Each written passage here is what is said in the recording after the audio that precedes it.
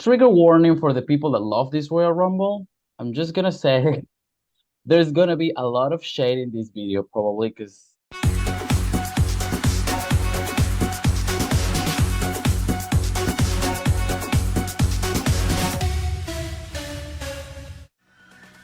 Hello guys, one more time and welcome to Ring Royalty. My name is Alexis, as you already know, and Alex is back in the house for a review video. How are you doing today? I'm doing great, how are you?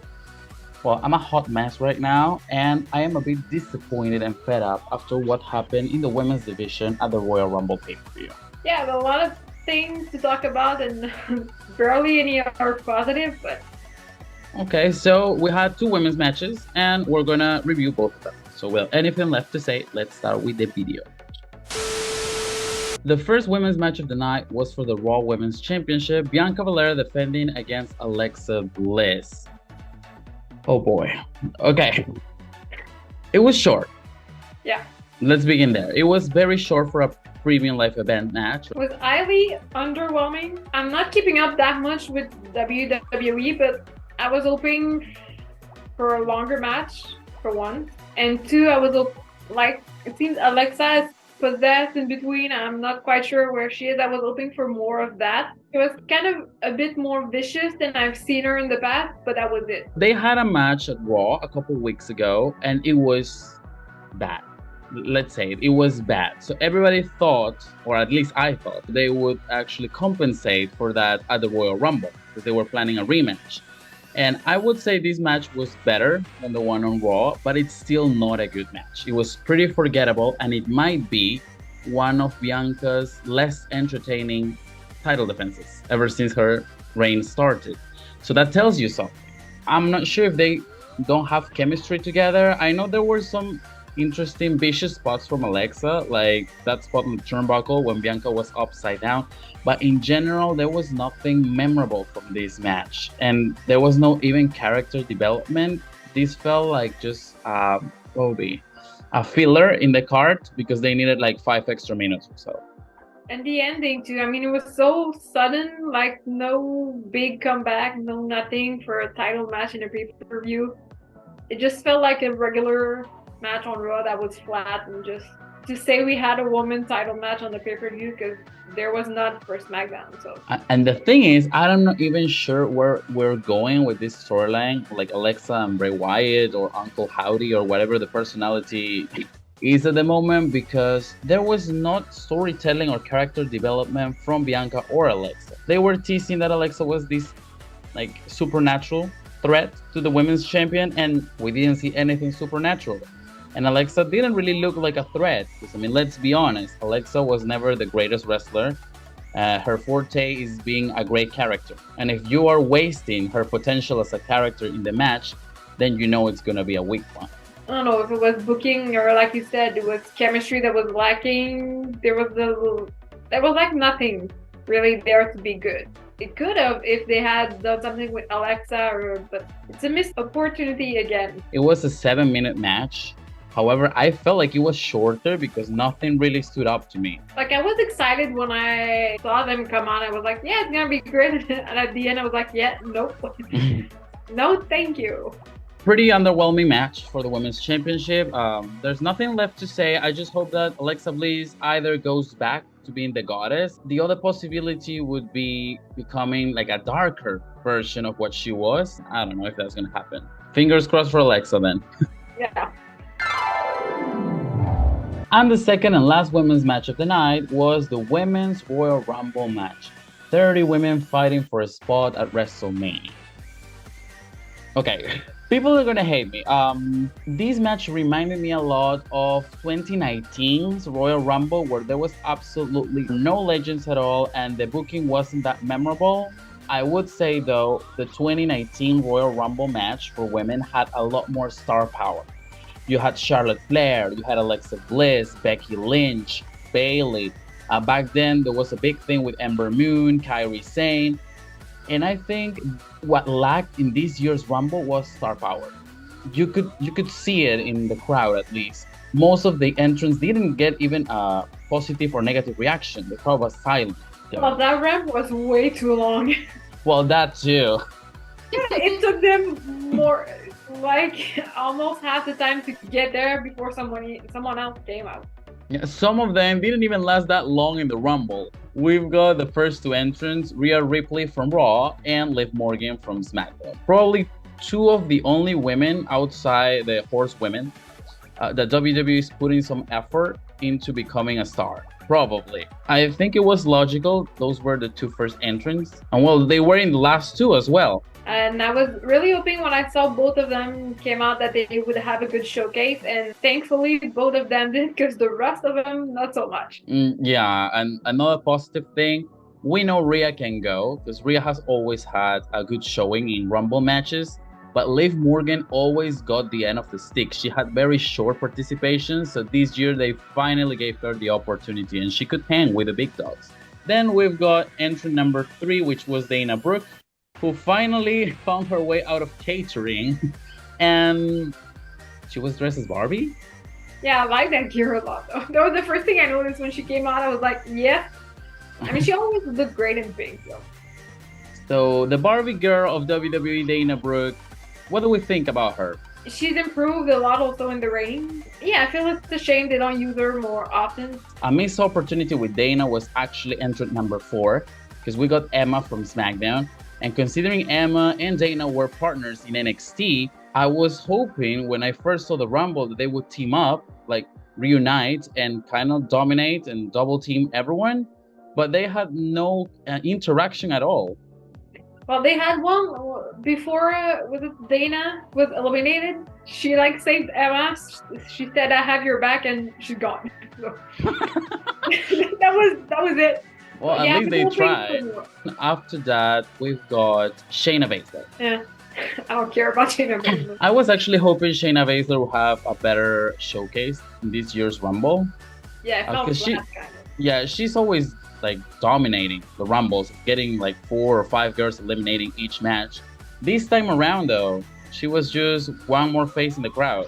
But it's been like that for her ever since she came on the main roster, though. Justice for Shane. I feel like they could do something with her more than what they're doing. Yeah, with many of the wrestlers, actually. Then we got Bayley as number 6. I was surprised Bayley didn't get much of a reaction from the crowd. She's kind of lost what made her special at some point. Would you say Damage Control, like Bayley's team at the moment with Dakota and Iyo, is actually overshadowing Bayley's aura as a singles competitor? I might get hate for this, but I feel like both of them are better wrestlers than Bayley. I mean, they try to put her as the leader of the group, and I don't really feel like that. They feel equal to me. Then we've got BFAB from SmackDown, which was a complete shocker. Like, my reaction when I saw her come, I was like, who the fuck is that bitch? Who the hell is she? Yeah, well, she's the manager. She only had like 2 matches, and both of them were in NXT. Well, I think she did a couple moves that were quite well executed. I would expect her to be like less skilled, but I don't think she was necessary here, especially because she has no rivalry going into the Rumble. She has no storyline, so it felt quite pointless. Like, it was a waste of time. After BFAT, we got Roxanne Perez from NXT, current NXT Women's Champion. She got a pop. Well, and she's from Texas, they said, isn't she? Still, like, she got a great pop. She's an NXT champion, so she deserves the pop because she's a great wrestler as well. In the ring, you could see, especially the first second that she entered the ring and had that head scissors spinning move against Rhea Ripley, you could tell that this girl can go. Usually with NXT girls, they kind of make them appear and after 2 minutes they're gone. But it wasn't the case with her. It was great the time she was in there, even if it wasn't for like 15 minutes, it was great. True. She had a good showcase and yeah, I like her. Then we've got Dakota Kai. So we start going with a numbers game for Bayley's team. But I think it was nice to have a faction. There's been a long time since we got a complete group in the Royal Rumble, but I don't know. I have mixed feelings about it. I did like the interaction between Damage Control and Roxanne Perez though. I wish they had each of them for Bayley and Iyo as well, but they had more time on their own as a group perhaps. Especially between Dakota and Iyo, because entrant number 10 was Iyo's. Like, they had a good showcase, but I was hoping for more separate instead of always being like together, but yeah. Yeah, basically the first half of this match was Damage Control dominating the women's division. Then we've got in entry number 11, Natalya. And I have something to say, and people might not be very pleased to hear it, but I know Natalya, storyline-wise, was injured by Shayna Baszler. But the thing is, it was so funny to me how they just zooming the camera on Shayna Baszler's expression, and she was fearful of Natalya. And we're like, oh, come on, girl. Natalya, she's been beaten up by everyone at this point. How would you be so scared of her? Especially because you're Shayna.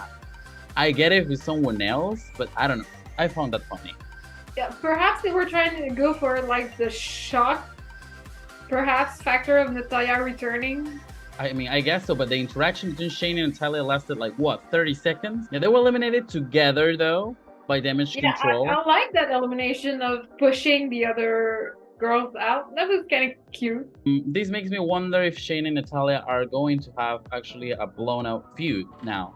Well, I hope so. That would make them do something and go on SmackDown that would have another feud, because where was the champion in the pay-per-view? Am I missing something? Where, I mean, don't that I want to see her. Charlotte Flair matches, but... Entrant number 12, we got Candice Lerae. Again, I feel like they don't know what to do with her. Like, I was hoping for her to be in the match for a long time. She wasn't. Fought with Damage Control, and that was it. I was dying to see an interaction between Indi and Candice to remember their days in NXT as the way, where they were NXT Tag Team Champions.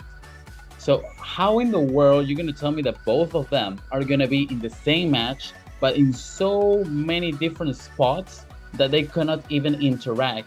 Probably something that causes this Rumble to fall flat is the fact that there were no side storylines, feuds, or interactions, with the exception of Becky and Bayley's team. The rest were just thrown together there. I want to talk about, if I may, another missed opportunity, because in the men's match, Beth Phoenix came out to spear Rhea Ripley.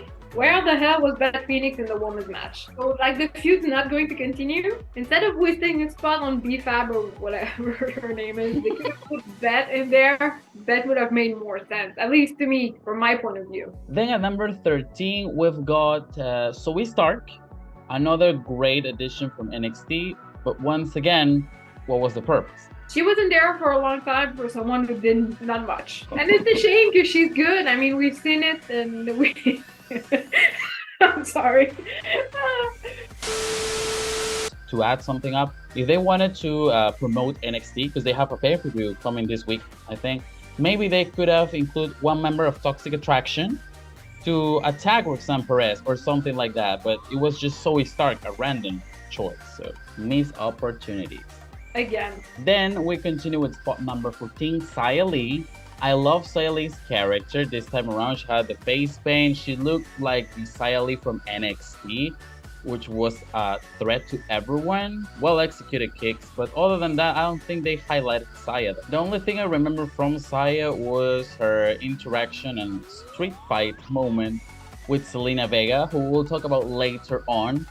That's the only thing I remember from her. Kind of one of the only good part of the match, overall fighting sequence, if you want. Then we got probably the girl with star power to elevate this match, Becky Lynch. And the it first started one. to get better when she came in, though. Kind of an underwhelming performance because she was out like by the announcer table for I don't know how long. Then she came back in, was eliminated not long after. Yeah. She did manage to eliminate 2 out of the 3 members of Damage Control. Like, I get why they did it, because this is a rivalry and Damage Control is screwing Becky up time and time again. But getting rid of probably the most over women from that match that early hurt the momentum of the match. And Bayley was eliminated right after as well. So yeah. The big women were out. Not even halfway, well, probably halfway through the match. We're gonna talk about the Screwjob, don't know if you know it, or what happened at the anniversary of Raw 30 with the women. Was it the Bloodline segment that went too long and they had to cancel the cage match that was... Yeah, between Becky and Bayley. Yeah.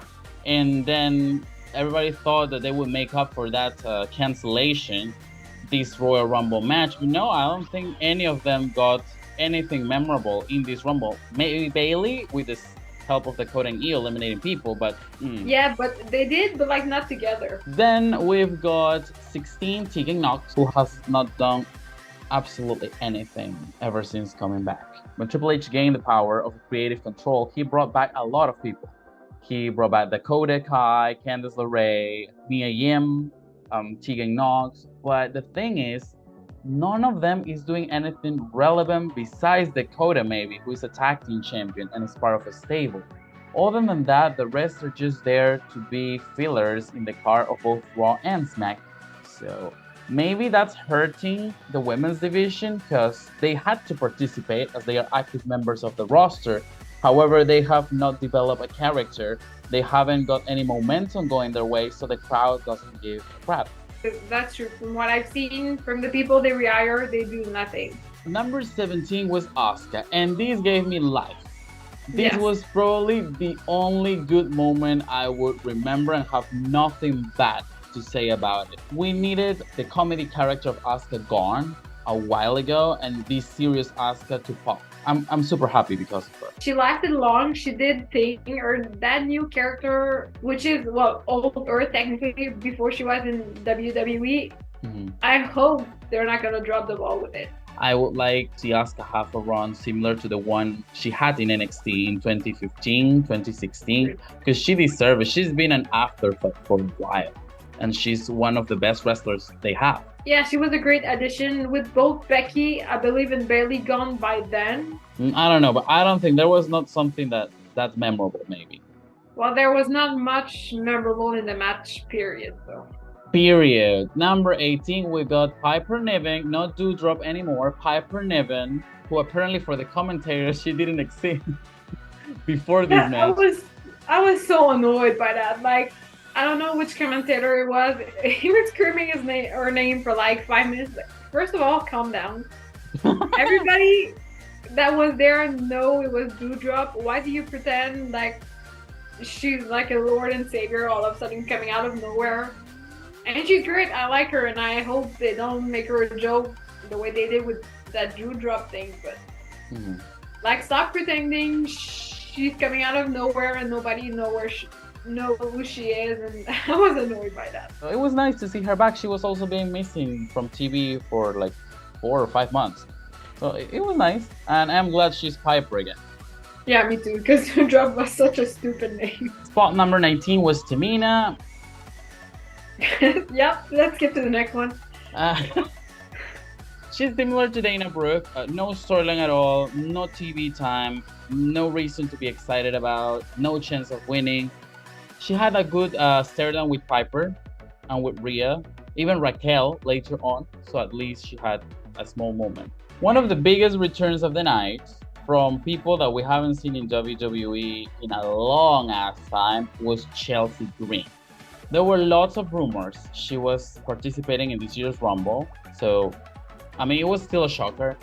But what shocked me the most is actually how long she stayed in the Rumble. I mean, I really love Chelsea, and in fact, she was always one of my favorites. So, for her to go back in WWE when they never did anything relevant with her, I don't get it. We moved from Chelsea being one half Knockouts tag team champions alongside Deonna Purrazzo to last about 5 seconds in the Rumble match. The only thing I can think of is that Chelsea Green is going to be a big star. So I'm trying to be positive. So Chelsea is going to be a big star. That's why they believe getting eliminated early won't hurt her or her momentum.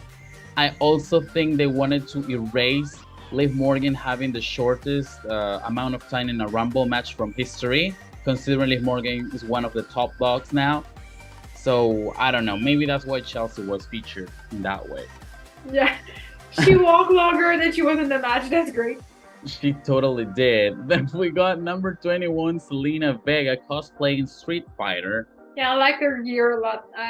She always looked cute in those video games, kind of movie type thing. I think that's her style. Love her interaction with Xia Li. Like we mentioned, and the elimination she got over her. And then she was hanging upside down for a little bit. It reminded me like Ariel, the vampire from ECW. Yeah, true that. So, I don't know. Zelina was a nice surprise. because since she returned, she haven't really had a match. So this was essentially her return match. For number 22, we've got Raquel Rodriguez. Did you notice in the match that they almost colored Gonzalez again? Yeah, they did actually. The only thing I remember is that spot with the big girls, like Tamina, Piper, Raquel, and Rhea. There was a small stare-down between the four of them, or I think three of them. That was nice. But the same thing is happening to me. I think there's not much to say overall in this match. I didn't have enough Raquel in this match. Again, nothing memorable, but because of the way the match was booked in itself, not because of her or any of the other women, actually. Oh yeah, that's true. And then at number 23, we got Mia Yim, or Michin, whatever. Yeah, when I saw that name, I was like, who the hell is that? I was like, oh, that's Mia. Okay. She could have had more interaction with Rhea because they have had like a story at some point. Yeah, that story was cut off, I think, because they only had one match, and that's it. Then we continue at number 24, the returning Lacey Evans with a new character, which is basically her last two characters combined. Yeah, I don't want to talk about her. Why not? No. She's such a fucking idiot. Did you see? Like, I'm gonna explain to you why.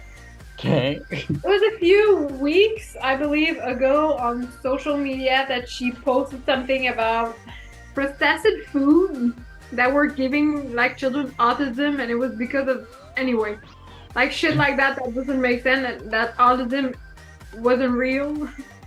Okay. Well, it's not like she did much anyways. I do have high hopes for Lacey Evans now, but I don't know if she would succeed or not. Yeah, I feel like people just don't care about her.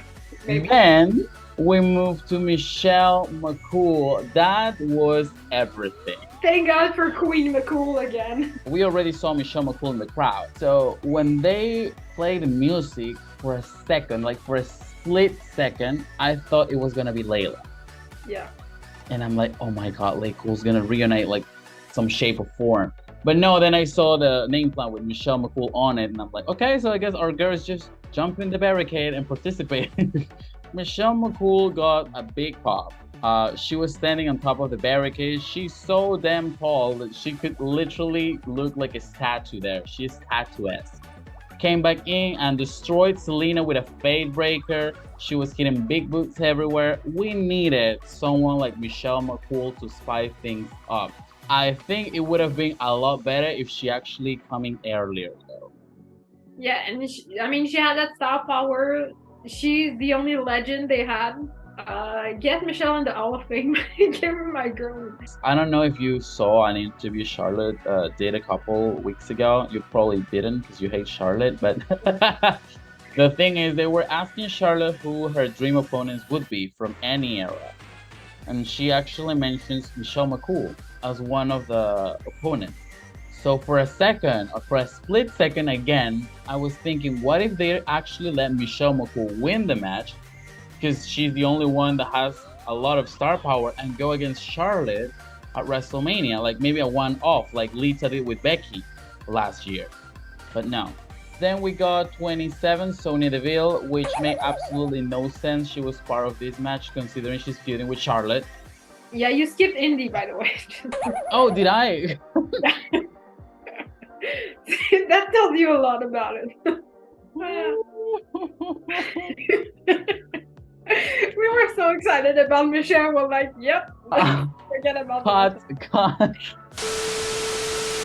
I don't get what Indi character is now that she's singles competitor. Her moveset isn't that exciting. That's why I was hoping that if Indi was featured in this match, would be an interaction alongside Candice. It wasn't, and don't remember anything she did, and she got eliminated. Yeah, that's true. She was, again, another one that was there to fill the spot, and I feel like she's lacking a little something to have that star power. Well, let's move to the next one. Sonya Deville. This has to be the best, despite it's not a great performance, but this still has to be the best Sonya Deville has looked in a Royal Rumble match. Yeah, and I love Sonya, and I feel like they could do so much more with her. The only thing I don't understand is if Sonya is getting a title shot against Charlotte, what was the point of having her in the Rumble match? I'd rather see her than Nia Jax. Oh, Well, okay. that's true. Later, we're gonna throw shade at that decision. Okay, so 28, Shotzi, who came back from an injury, I guess, or I think it was a kayfabe injury. Um, Yeah, another filler spot. yeah, I feel like Shotzi always gets these last 3 or 4 spots, and most people are not entertained by her. Shotzi haven't been able to recover that magic she had in NXT. Isn't it always like that? At least for, I want to say like 90% of the girls they bring from NXT. Someone that suffered from that same treatment is our entry number 29, and that's Nikki Cross. Glad she's Nikki Cross now. Yes. I like her actually. She brought a lot of energy. She's crazy. She was jumping everywhere. She was taking her jacket off. Like people were feeling Nikki Cross.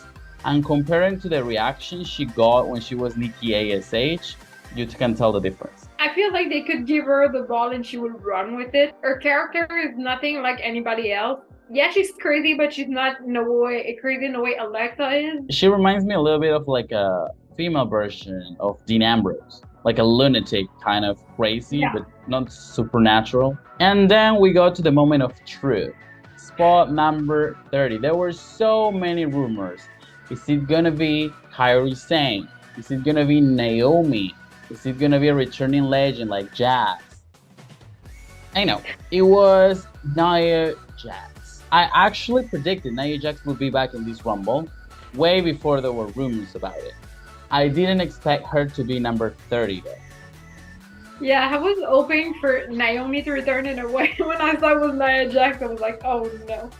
I hope it was just a one time and she's gonna be forgotten about again.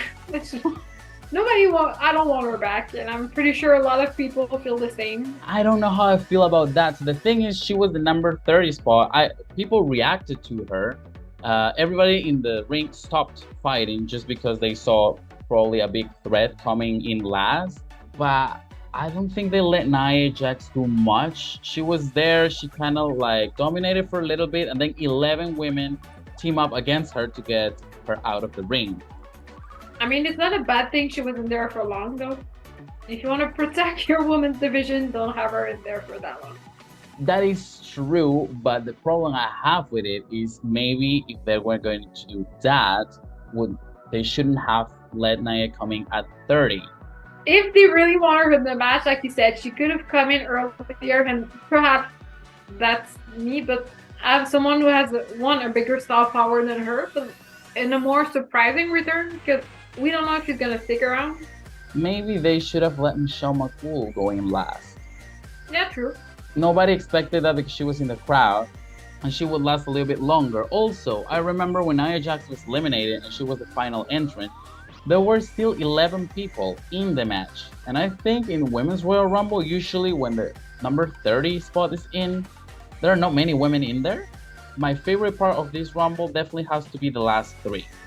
When there was just Asuka, Liv, and Rhea. Especially the sequence on the apron. That was good. That was good. Yeah, and I like that the elimination from Rhea on Liv with the Rack and Rana about kind of over the top rope. It was nice and just throwing someone. She looked so strong there. She was hanging from the ropes and she could literally throw Liv with her legs, but it was like a vicious throw. Like it was strong. Also, Liv getting blinded by Asuka's miss made a lot of sense. So Liv would be a disadvantage. Rhea Ripley won, and I am happy for her. She deserved it. I am sure that if she goes against either Charlotte or Bianca, the match is going to be a classic. And I am really happy. But 1, it was very predictable. And 2, Rhea has so many opponents or kind of rivalries at the moment that I have no idea where they're going with this. Because Rhea has the interaction with Beth Phoenix, then Asuka returned, and the last match she had was against Rhea. And now this interaction with her smiling at Rhea's triumphant victory. And now Rhea also have a possible rivalry with one of the champions. So where is Rhea going from here? Let's say Bianca lose the title to Asuka at the Elimination Chamber. She lose to someone who Rhea's kind of feuding with. in the chamber, I don't know where they're going or what their plans are, but I wouldn't be mad about that, actually. it could still be a possibility. I don't know. I would rather see Rhea against Bianca than Rhea against Charlotte, being honest. Again. We haven't had Bianca against Rhea on the main roster. We did back in NXT, but that was years ago. So maybe they could deliver there. And probably the plan, been reported, at least there are some rumors about it, that the original plan for Mania and the women's title matches is Rhea against Bianca for the Raw title, and then Charlotte against Liv Morgan for the SmackDown Women's Championship. And I also think there was a lot of people complaining, people like us complaining, that there were no returns, and they were saying that the Royal Rumble doesn't necessarily need returns of legends each and every year. I understand what they mean, but at the same time, if you know you're not gonna have any big superstar coming into this match, you at least build a storyline with the people that you have on the roster, so they feel important when they reach the Rumble match. Not have all of them being in catering or disappearing from TV or having pointless matches and being jobbers and then pretend that we need to care about them. I feel like when I saw what happened on Raw this week, there were no, correct me if I'm wrong, no woman legend that appeared. The only one was Alundra Blaze, but she was in a poker segment and didn't even speak. So when I saw that there were none, I was like, yeah, there are not going to be any in the Rumble. Yeah, let's pray. I'm sure Bianca will do the best she can. She had a killer match with Sasha 2 years ago. She had a killer match with Becky last year. Hopefully this year she can do it again, probably with Rhea. Once again, I am not discrediting Rhea's victory. I think she was the right call. But at the same time, that doesn't take away from how predictable the Rumble was and how boring it felt at times. The booking was definitely a mess, and that reflects only how much of a mess WWE Women's Division is at the moment. So yeah, it is what it is. It seems to be a recurrent topic of it is what it is in every video we do. And I feel like it gets worse every time, and it's... Because, like you said, they have a lot of talented women, but they don't know what to do with any of them. Champions included. Alright, so this was the review of Royal Rumble 2022. A lot of shade was thrown. 2023. Oh, damn it. Well, 2023, I just wanted to forget about this Rumble match, so I want to remember 2022 when we got lots of people coming back. The Bella twins were there, Michelle was there, Cameron, Summer Rae, we have Mickie James as Knockouts champion, and this year all we got was Chelsea Green's 2-second performance, Michelle coming from the crowd, and Nia Jax getting the 30 spot. I really, really hope they're going to give the woman more than a 5. Was it 7-8 minutes for Alexa and... Yeah, 7 minutes. Yeah, I hope they're gonna have at least a 15 to 20 minute match. If they go Bianca versus Rhea, like I think they will, they can make a good 20-minute match. I want to thank you once again for being here and helping me with this review. Anything that you want to say before we finish the video? Thank you again for having me. I just wish to all WWE fans that you have something good going in WrestleMania for the women and even for the men at this point. I'm praying for you. Oh God, I will be praying too. I'll leave her social media over here, and I will leave my social media over here as well, and I will see you next. Please, everyone, stay safe. Goodbye.